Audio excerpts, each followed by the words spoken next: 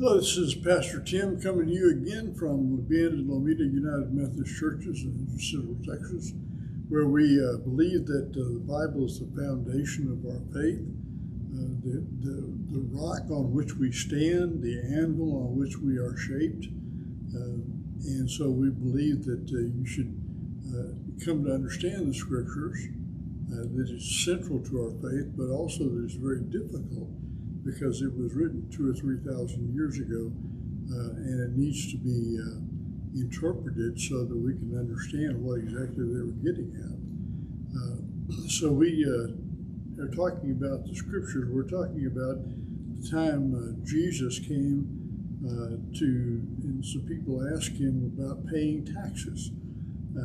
It was not very popular to pay taxes because the Roman government was exerting quite a bit of pressure on people and taking quite a bit of money out of the country. It benefited nothing in the country, it benefited the people in Rome. And so the citizenry was very upset about that.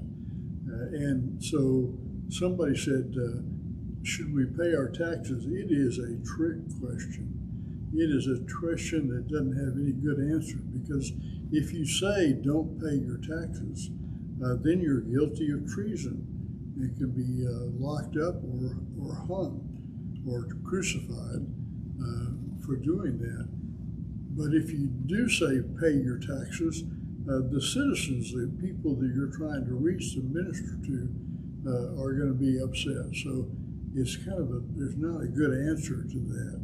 And so Jesus picks an interesting twist to get out of that dilemma, but also to preach something significant. One of the reasons why it gets included in the Bible is because it is something significant that Jesus is teaching, not just an argument of words, but he asked for a coin. So they bring him a coin. It's a Roman coin. There are Jewish coins that they use in the temple, but they don't have those. And so the Pharisees who had that, you might question, why did he have that? If he's a Jewish citizen and uses Jewish money in the temple, and that's his primary focus, what is he doing with a Roman coin in his pocket? But he had one. And so he shows it to Jesus, and Jesus looks at it and says that Caesar picture is on one side. And he said, well, then that must mean it belongs to Caesar. And so render unto Caesar that which is Caesar's, and that render to God that which is God.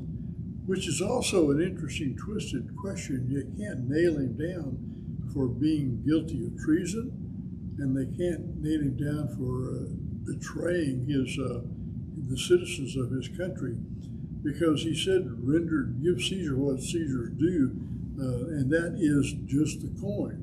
Now, that's very little in your overall life. But render unto God that which is God's. Everything is God's. The earth is God's. Nature is God's. The harvest is God's. You are God's. Your community is God's. So you render to God what is due to God, what God owns already, and that is everything. So you're giving a little bit to Caesar, a little bit that its only value is what people say that it's value. Money's only worth what people say it's worth.